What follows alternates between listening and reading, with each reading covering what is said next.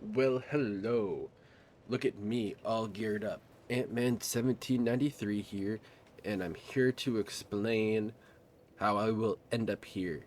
You will see this getup basically around, like, I don't know, video 17, around there. Uh, but we have a faith quality build for Dark Souls 2, but some couple of rules, or not really rules, but it's just like the most important one is I'm not going to use any Estus. That's why you see I got 52 life gems in my inventory because I've just stock hold of those. And I want to kind of explain why I personally like using those more, even though some may say, well, I'm ending up spending so much extra souls and I could use those to level up XYZ, but like you spend too many souls here. It's like you do spend a lot of souls in this game versus like you using the souls for leveling up. But the main difference is, and I'm just going to show this for demonstration because you'll never see this Estus flask in my inventory again. But when you are battling and stuff like that, and then you see how you just stand still, like you just I'm like holding the trigger and then I continue walking. That's like it's fine. You can increase your adaptability stat, the ADP stat that you see there under dexterity, and that increases your like usage on how fast you drink stuff, how fast you use stuff, and all that in between. But then why I like using life gems is because just as it's the same, I'm going to be holding down.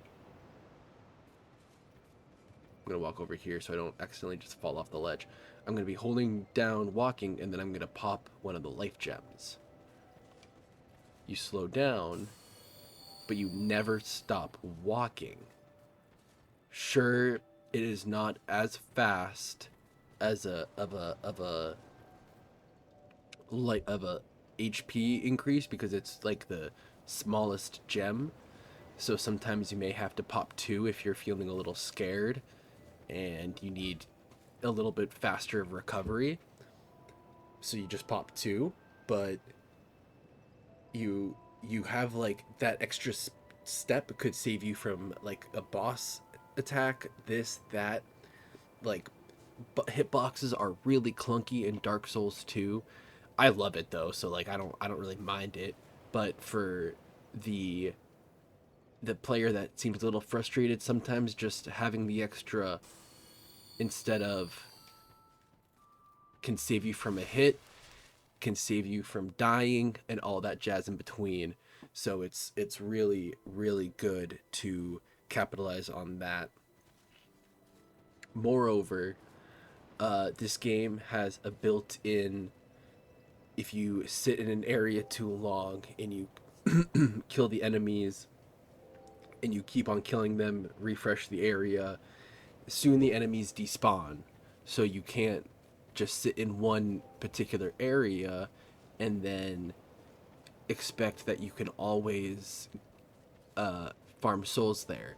It does work for a little bit amount of time, I will say that, but you can't promise yourself that it will stay there forever in each game cycle.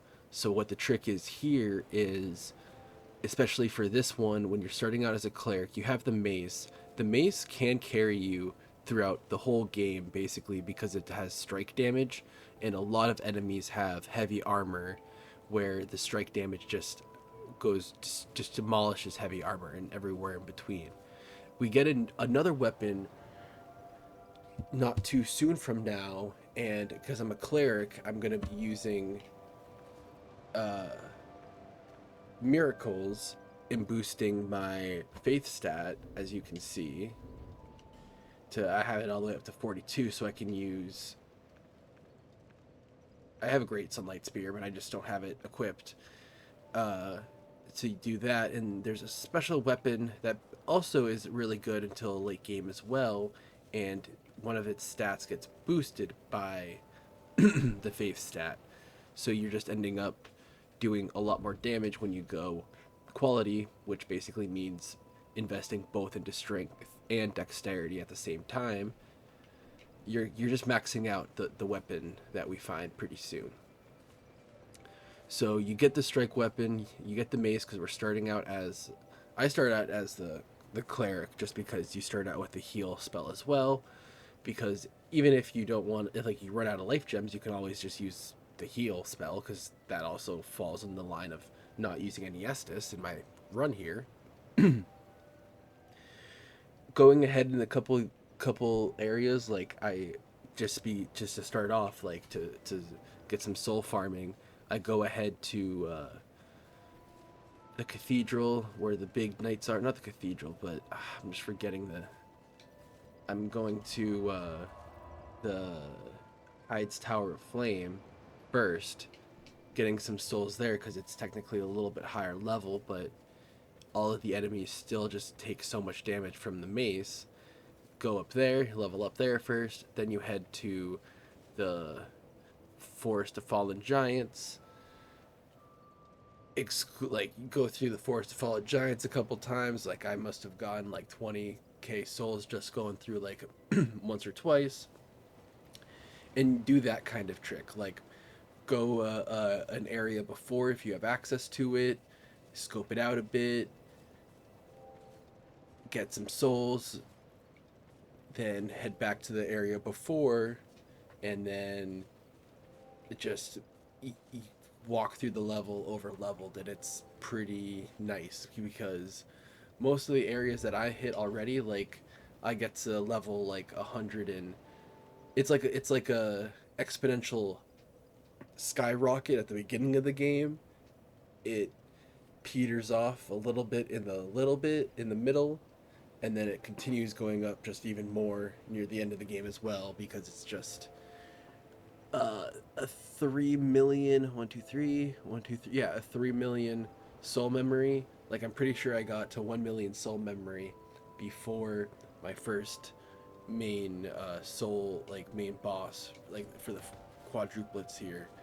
So with all of that said, I hope this kind of explains and this kind of sets up the run, because my next video I just quickly and jump right into the Forest of Fallen Giants.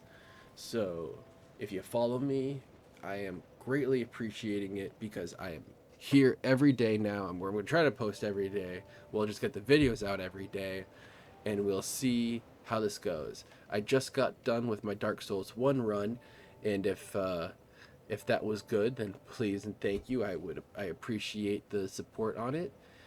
And now we have my actually favorite game of Dark Souls 2. So thank you all for listening.